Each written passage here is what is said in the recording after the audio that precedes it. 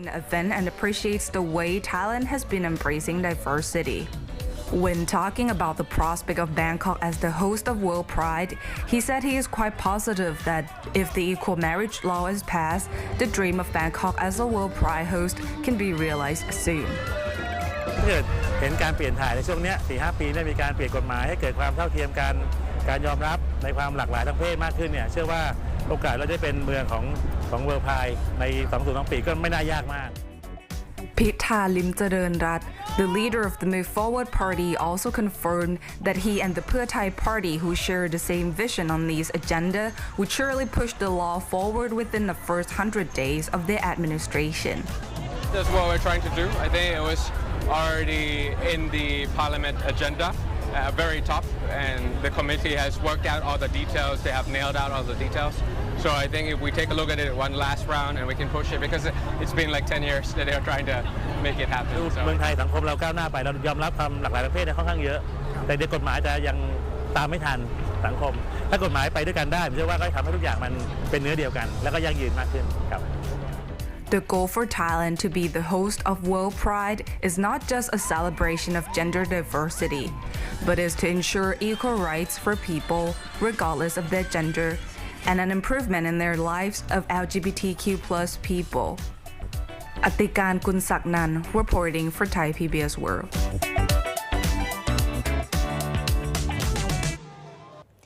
And definitely marriage equality is something that everyone hopes to see in Thailand. Moving on to another issue, the Move Forward Party leader Pitha Limcharoenrat has launched the campaign to increase the daily minimum wage to 450 baht during the first 100 days of his premiership in hopes of shaping a fairer economic system in the country. However, foreign investors in Thailand suggest that the next government should consider reforming the educational system as well as developing sectors using modern technology.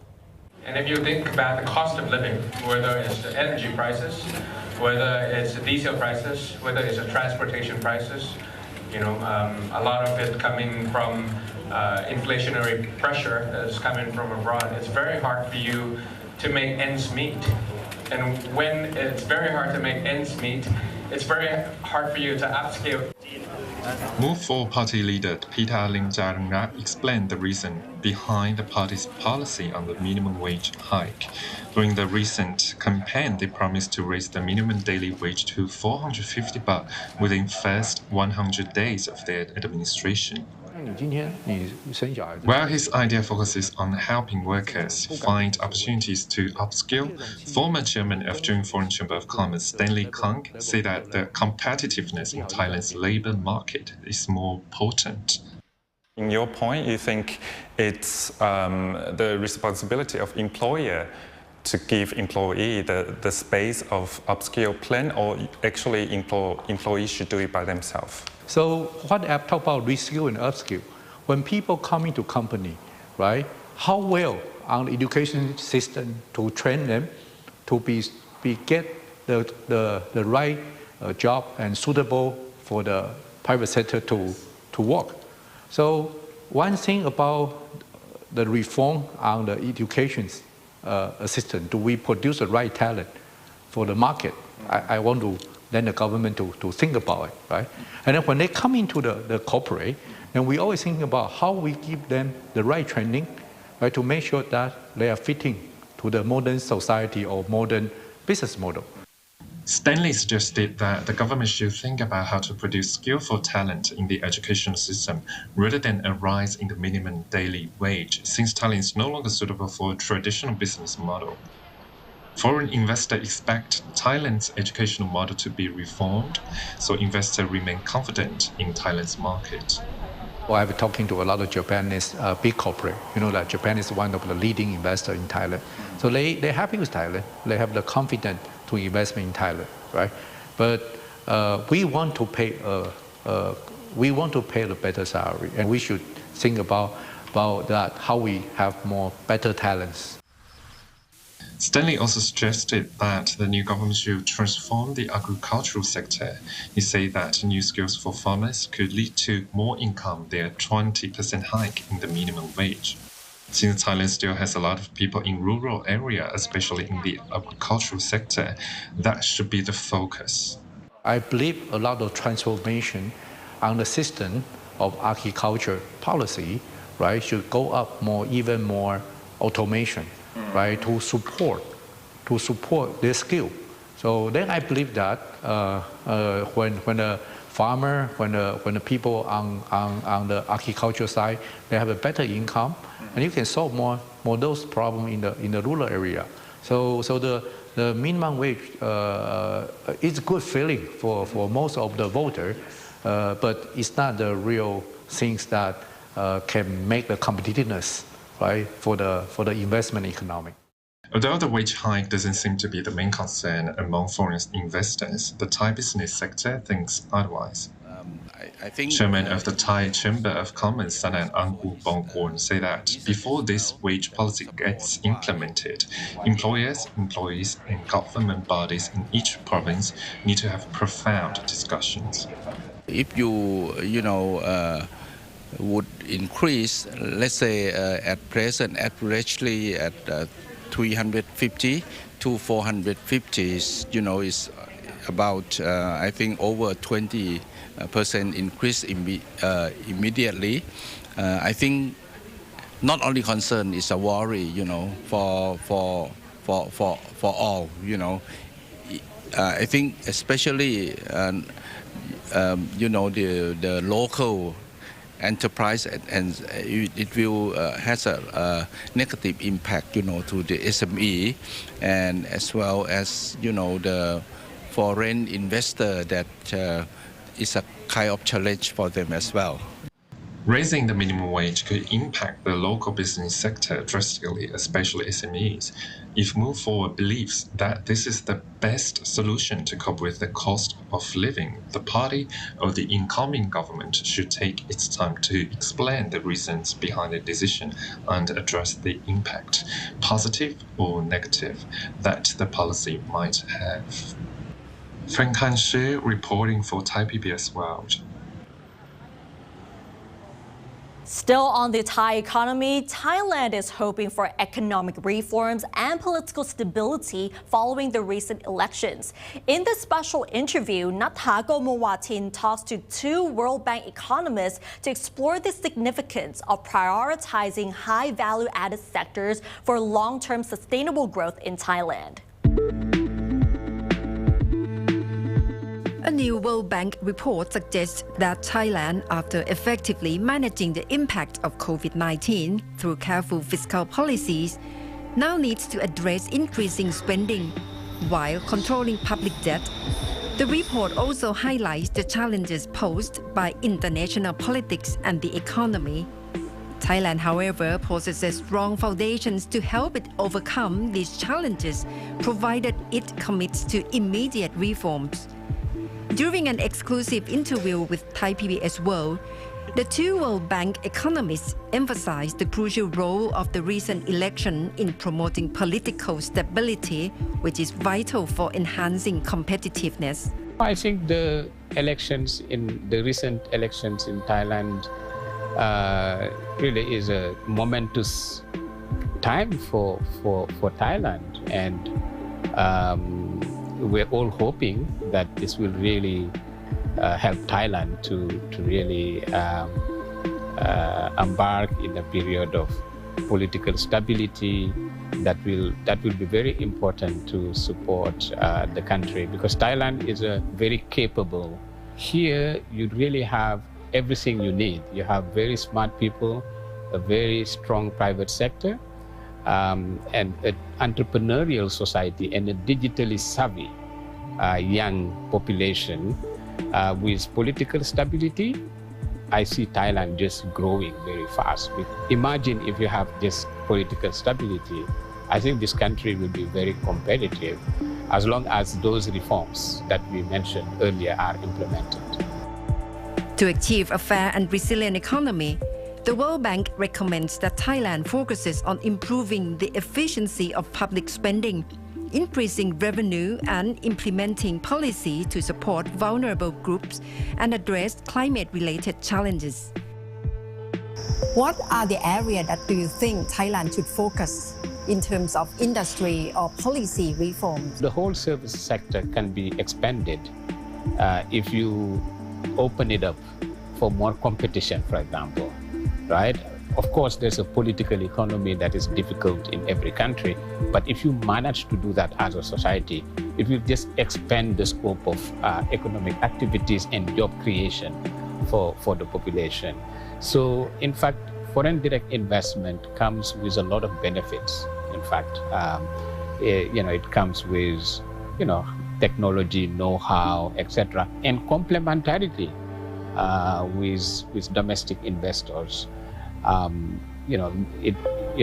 course, government has to really anticipate on that and make sure that foreign direct investment benefits the local economy.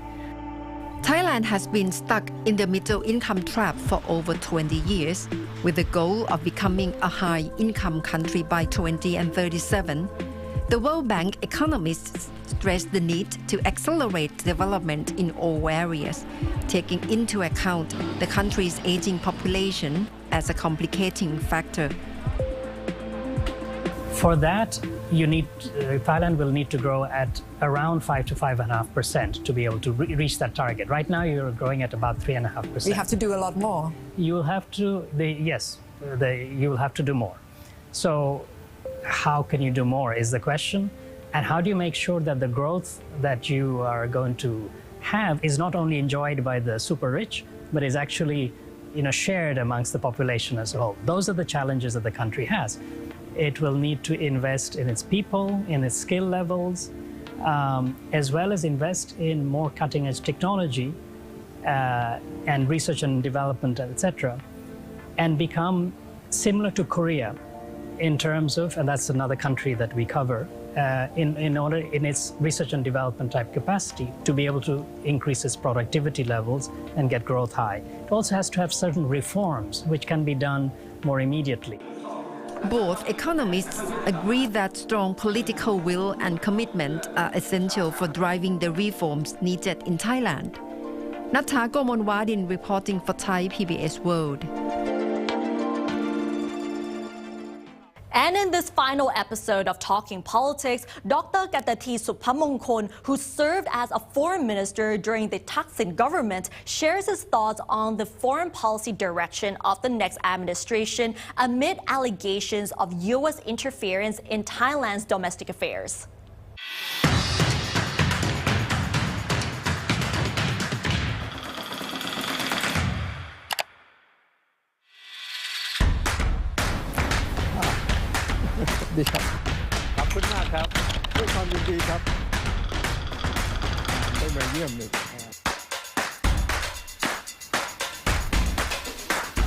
As Pitha Limcharoenrat prepares to take over the reins, his Move Forward party has come under attack by critics for its foreign policy that is alleged to pave the way for U.S. interference in Thailand's domestic affairs. Are these critics just being paranoid, or is the United States really waiting to poke its nose into Thailand's business?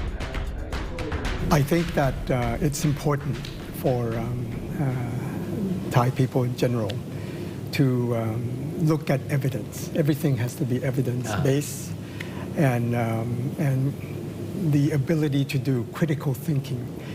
Nowadays, when you read the news, especially with all the activities in the social media and all that, misleading information can come out very easily. So if you look at the accusation against the U.S. interference in the internal affairs of Thailand or not, we have to make some distinctions.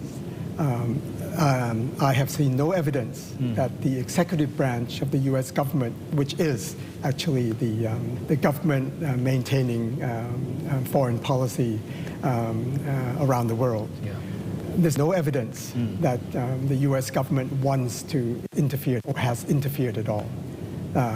Now, one may refer to the Capitol Hill. So you have the Senate as well as the Congress, the House. They had been resolutions before the elections. that urge Thailand to do certain things, to be fair, and some other elements that we all have heard about. We must understand that U.S. congressmen and senators have a tendency to do that. They have their issues around the world, actually.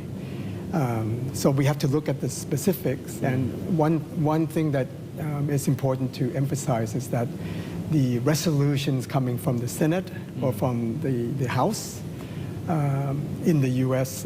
Congress have no legal binding on the government. There's no binding for the government of the U.S. to act on. So it's not legally binding. Move Forward leader Pitha has promised a new chapter for Thai foreign policy direction, which will revolve around the so-called 3 Rs: revive, rebalanced, and recalibrate. But how this will play out for Thailand, especially in dealing with the 2 superpowers being caught in the escalating geopolitical rivalry? I think we have already practiced the 3 Rs. In fact, when I was foreign minister, we covered all the 3 Rs in practice. We need to not be under the umbrella of any major powers. We, in the olden days, we used to be part of CETO, and of course we were under one umbrella. But now we have to make sure that we have good relations with all countries that we have relations with. And of course, major countries, China, we should have our own good relations with China. The U.S. understands that, and we have to have good relations with the U.S. China, I'm sure, understands that. So a balanced approach to protect our national interests, I think it's a continuation. So we are just seeing the continuation of the 3 Rs maybe with the incoming administration. Now, have we been too close to China as many people see? I mean, because according to one of the advisors of Kun Pitha, who works on the foreign policy direction, he said in the past, I mean, because of the coup d'etat we had many years back, Thailand was somehow pushed, I mean, into the arms of China, and now with the 3 Rs direction, they want things to be moved back to this center. So that means that in the past, Thailand must have been seen as being too close to China. Is that how we are seen in Washington D.C. as well? In some circles, yes, in some circles, because after the coup d'etat, and we had some experience with that, right? The U.S., in contrast to China, the U.S. brought up the position against coup d'etats and had to do certain things, some degree of sanctions, making it more difficult for the Thai government under the leadership of the military to be as close to the U.S. So there was a tendency for Thailand to go a bit closer to China, because China has a policy of not mentioning anything that happens domestically anywhere else. So it did not criticize what happened in Thailand. So there was probably an increased degree of activities, but I would not say that Thailand was going to jump into the Chinese camp.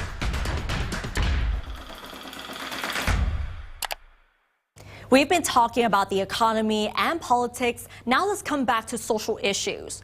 When we talk about people of Generation Z, we often refer to their characteristics such as being tech and social media savvy, their entrepreneurial mindset, their activism, and the list goes on.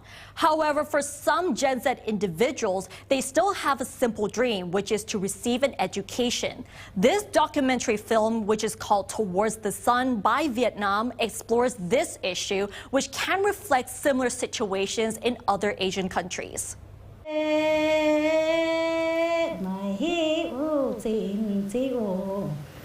So when I filmed this documentary, I was thinking about helping her, how I can help her in the future.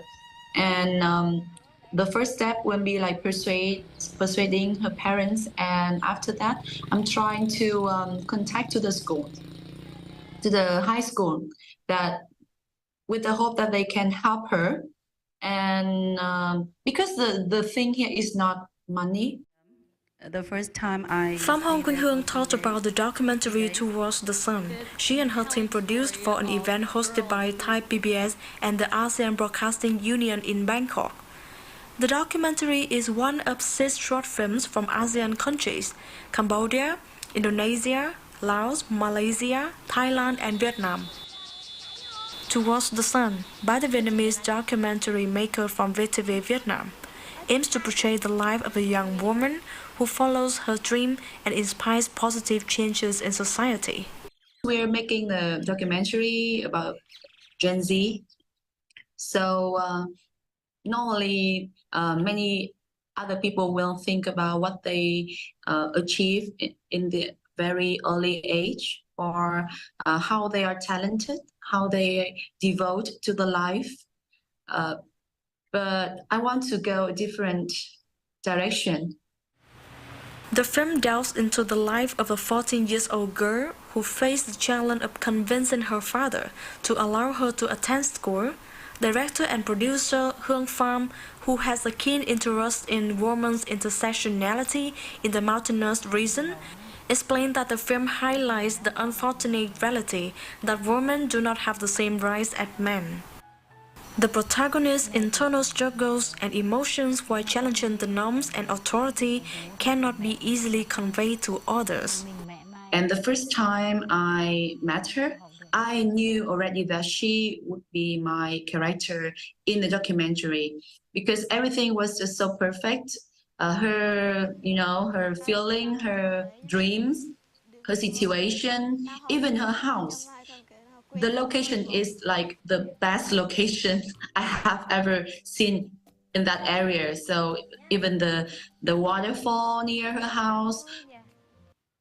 Not every kid is allowed to go to school, and maybe their parents were also the same in the past. That's why they see it as something that's just normal, until the kid raised her voice and explained why she dreams about going to school too much. We work for educational channel. So VTV7 is like educational channel. So we think that in general, the education in Vietnam is developing much more better. Every day it's getting better every day and every day. And it provides the equal chances for everyone to go to school.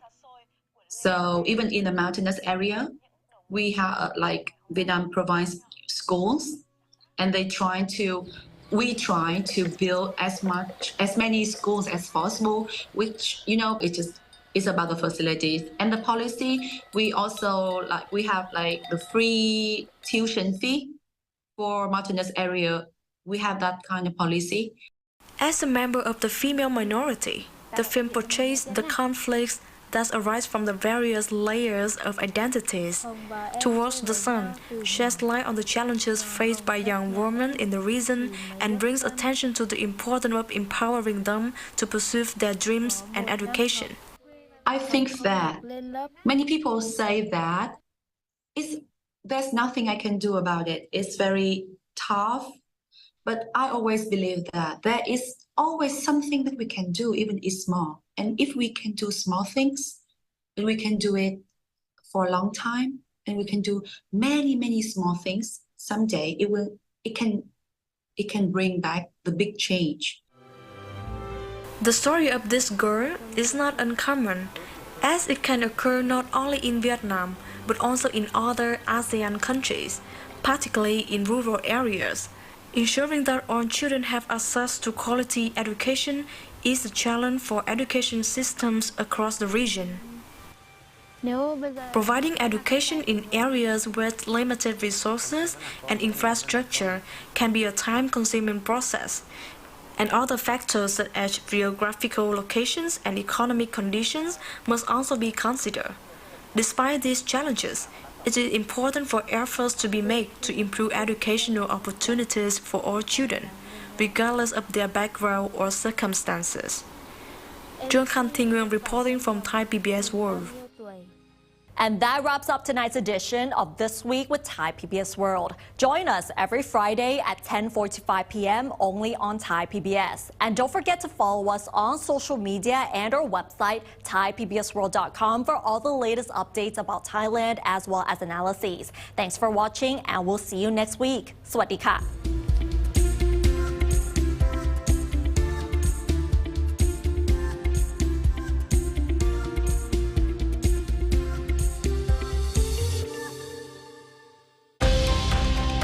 ถ้าหากว่าย้อนกลับไปดูสักช่วงก่อนโควิด GDP เวียดนามเนี่ย 7% 7.1 7.2 น่าตกใจมากสิ้นปี 2022 ปึ้งเวียดนาม